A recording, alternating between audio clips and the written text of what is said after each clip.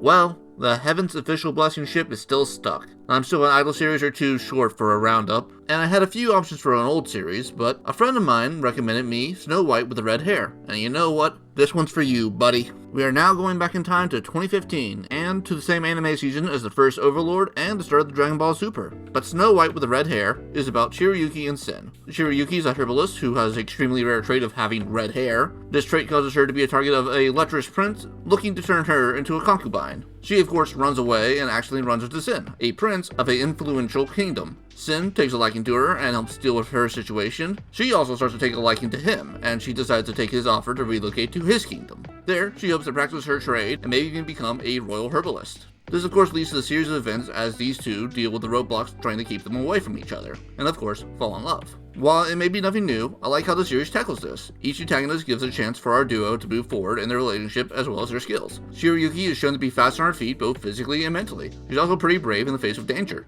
Sin, while mainly being the ace up Shiryuki's sleeve, also gets a chance to flex his abilities as both a warrior and a diplomat, and the latter helps prove that he's a decent man, both in his compassion for Shiryuki and for those around him. The second season is more of this, but with one central foe, and the chance for the supporting cast, such as the spy Obi and Prince Raj, to come to their own after mainly having side plots in the first season. But of course, you want to know about the romance, as it's one of the big tags for the series. I quite like it. Shiryuki and Sin are love-struck dorks, and I love them. They're a bit awkward in their approach at times, but they're well-meaning and compassionate. For their brief meetings in the hall to their extended time together in one of the mini gardens around the castle. Each fully support the other, and the relationship develops very well, from just a simple attraction to truly caring about each other. Plus, we get several big fat kisses, even in the first season, which seems to be a bit of a rarity these days, but it nails down the basics for a good romance series. It makes the two characters likable, and makes us want to see them together. The only real negative I have is that the second season's main villain is kinda weak. She's just kinda boring, just generally evil. You could have probably done more with that.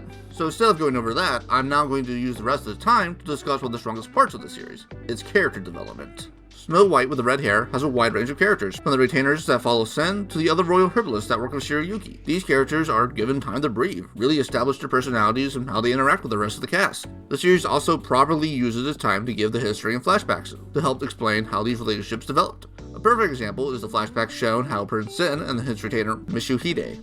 This flashback works wonderfully, fleshing out Sen's past as a rebellious child, having to face the reality of the world he lives in, as well as establish the caring nature of Mitsuhide, as he goes out of his way to care for Sen, even after his initial cold response. This all culminates after the events of the flashback in Sen recognizing and accepting Mitsuhide as a friend and someone to trust in a time where he had so few. Also, time is spent to help develop some of these characters that act as a roadblock to Shiryuki and Sen, with little details such as how they speak and how they act with the rest of the cast, such as the no-nonsense and serious tone of Lord Haruka, or the devious and downright sleazy look of Viscount Blaker. But the best example of this is in Izana, the first prince and Sen's older brother. He serves as an occasional roadblock to the two, but with flashbacks and development, you can see why he's like that. He recognized how rough the world is for royalty, and the reality that comes with it. He's hoping to toughen Sen up and secure him with a easier time than he'd had. He believes Sen being with Shiryuki has very few advantages politically.